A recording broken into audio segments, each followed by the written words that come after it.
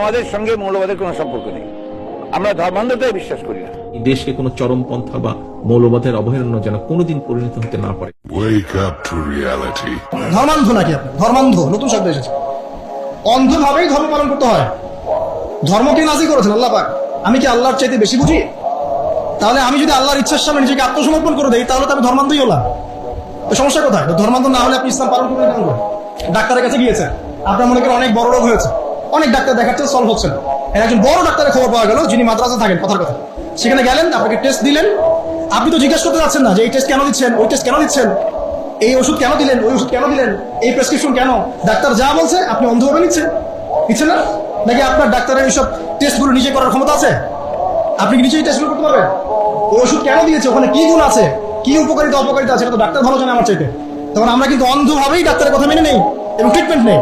আর আল্লাহ রাব্বুল আলামিন মহাবিশ্বের স্রষ্টা, তিনি জানেন মহাবিশ্বের কার জন্য কি কল্যাণকর। তিনি মুসলিমদেরকে দিয়েছেন কোরআন এবং সুন্নাহ, পুরো মানব জাতিকে দিয়েছেন। এর মধ্যে আল্লাহ পাক সমস্ত বিষয়ের সলিউশন দিয়েছেন। এখন আমি অন্ধভাবে মানবো না? নাকি আল্লাহকে চ্যালেঞ্জ করবো যে কেন এটা দিলেন, কেন নামাজ পড়তে বললেন, কেন রোজা রাখতে বললেন, কেন হজ করতে বলছেন? সবকিছুর কারণ আছে নিঃসন্দেহে, কিন্তু সব কারণ ব্যাখ্যা করার মতো জ্ঞান কি আমার আছে? আমার জ্ঞান কি আল্লাহর চেয়ে অসীম, না আল্লাহ পাকের জ্ঞান অসীম? তাহলে আল্লাহ পাকের জ্ঞান যেহেতু অসীম, এই অসীম জ্ঞানের অধিকারী একজন সত্তার কাছে আত্মসমর্পণ করবো, এটাই তো ইসলাম, এটাই তো মৌলবাদ, এটাই তো অন্ধত্ব। তাহলে এইসব শব্দগুলো দিয়ে মুসলিমদেরকে ডমিনেট করার কোনো মানে হয় না।